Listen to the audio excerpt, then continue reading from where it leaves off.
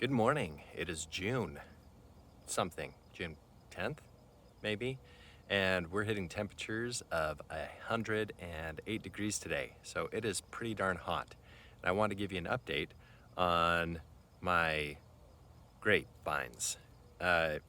So a couple months ago, we had a freeze that came through and it killed all the green on my grapevines. And a couple of the grapevines actually didn't even grow until after the freeze, which thank goodness. So I'm going to give you an update on what grapevines survived and which ones did not, and how it's looking right now.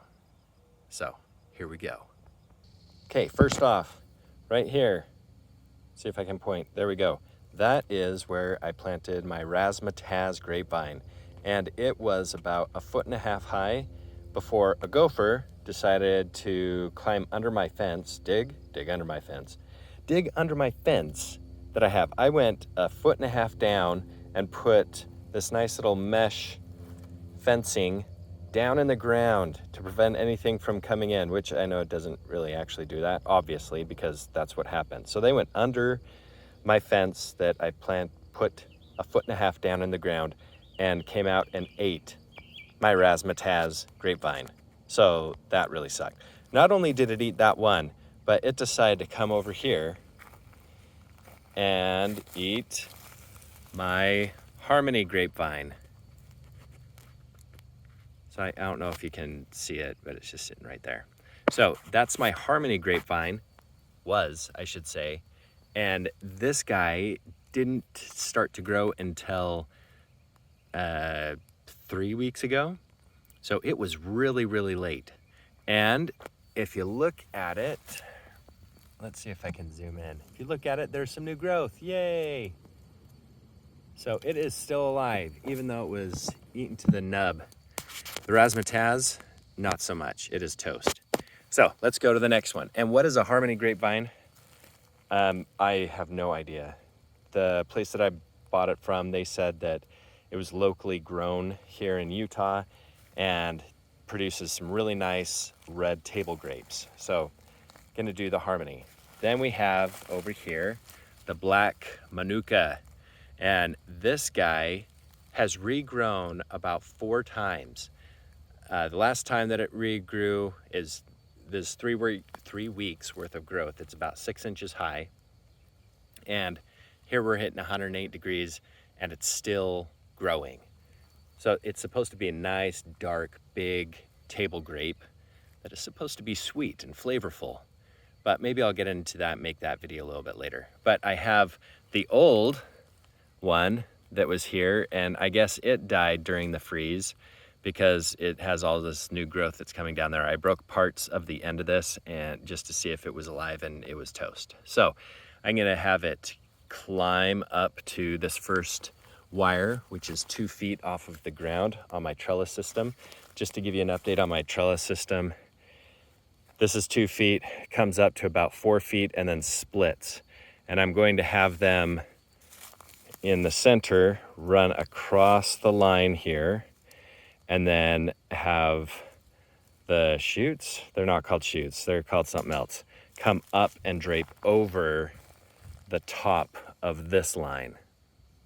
So that's what I'm gonna have set up. So I'll get, like, each fruit has about 5 feet worth of growth, but with it growing in both direction, even though it's 5 feet, it's gonna be a lot longer. So anyways, back to the important part. This is a flame tokay, and you can see right there, same freaking gopher decided to eat this one. And I noticed that the gophers only eat the green stuff.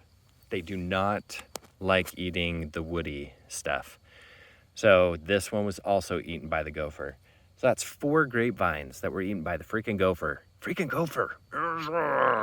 Okay, I think I'm done now. This part also died during the freeze and had new regrowth. It was almost up to the very top when the gopher decided to come in and eat it.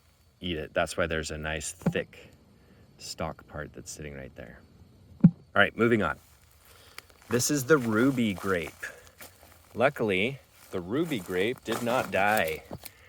See that nice little growth? And I have some grapes. They're a little small right now, being this late, but it did not die, and it has grown up. I've trained it on the 24-inch wire, and then also training it on the 4-foot wire.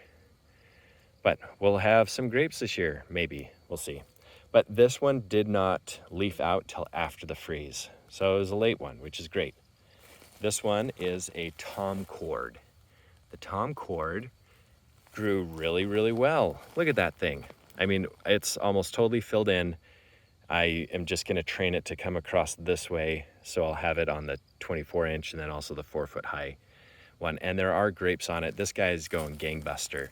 He also did not leaf out until after the freeze.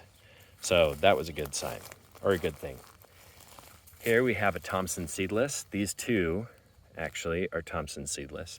This one has yet to produce any growth after the freezing. No, I stand corrected. There's a little bit of growth right there. And it died back. And I think the reason why, I don't know, I'm totally guessing on the reason why, is because it's just gotten too hot with that new growth and it's just not doing so well. Or maybe because when I planted these, I did not plant them in a sandy soil. I planted them in the native soil, and they're just having a hard time with it. But here's another Thompson seedless. After the freeze, this one was growing great. After the freeze, it all died back. And then it did not start growing again until 2 weeks ago. And this is the new growth that it's getting. Now notice here, if I get up close, notice the blackening of the edges here on the leaf. That, because it's soft, I think that's actually due to overwatering or not very good drainage in the soil, one of the two. It is very hot, but it shouldn't have, if it's crisp, my understanding is if it's crisp, that it will, that means that it's not getting watered enough. But because this is flimsy, I mean, here, I'll massage it for you. Here, how it's not crispy, then that is a sign of overwatering. All right, and then we go to the Red Flame 1 and Red Flame 2. I'll walk around to look at those. These Red Flames, growing stellar. Look, I had them trained and everything. They're going in the right direction. They were going across the side, the top, everywhere. Both of these Red Flames. This Red Flame, nothing. So I guess that freeze totally killed it. It's gone. Toast. Goodbye. And then this one, just this last week, started to grow out. Look at these little guys that are starting to grow out, which no blackening on the new leaves. So this guy must have good enough drainage and not getting too much water. But anyways, I thought I'd update you on the vineyard. It looks like I'm gonna have to replant. I got a replacement for the razzmatazz, and I actually think I might pull this guy out and let the Red Flame and the Thompson seedless just grow in a little bit bigger so that I don't have to worry about that stuff. So anyways, hope that this information is beneficial, especially with determining if you are overwatering, underwatering, and trying not to let gophers into your vineyard, or at least protect them in your vineyard, even though you feel like they are protected. You need to double protect. It's just important to double protect. All right, have a stellar day, and thank you for visiting the vineyard.